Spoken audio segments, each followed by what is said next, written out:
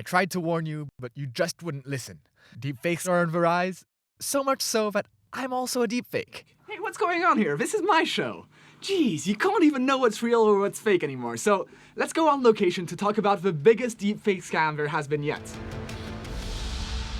I'm here in the garden with my mom to talk to you about it. So deepfake scams, I don't know if you'd followed the episode we did last year about deepfake voices, where you can recreate, for example, my voice of someone who's calling you and asking like, oh, I'm away on a trip, and they're saying, oh, I need some money or something like that. And they can recreate your voice quite convincingly. We can roll a clip of what it sounded like. If your son's life is in play, wouldn't you do anything to help?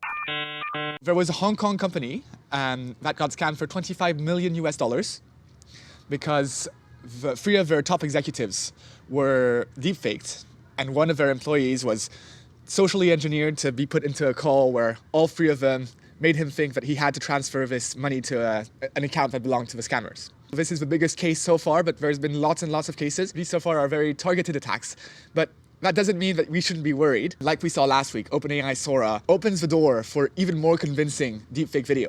So what can I do to make my usage safe? For deepfake scams, you need to make sure that you're using a mode of communication that's controlled and set up in advance. Most scammers will try to use another phone number, pretending that they are using a friend's phone or something like that. Same applies for regular protections from other scams. At least for your email and bank passwords, that's the two most important things. They need to be unique and non-identifiable.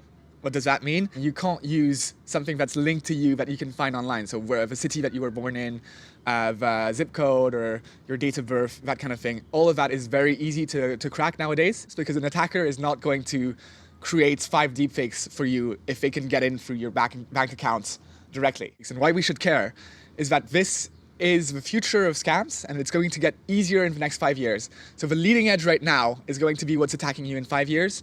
And in 5 years, I can only have nightmares of what's going to happen at the very bleeding edge. You want to always make sure that you're the one initiating the conversation. So it's like when you receive a phone call, I need your ID, can you confirm your identity? You always have to say, okay, I'll call you back. Can I have the number? Double check if their number is the official one that's on the websites, and then call them back and say, okay, now.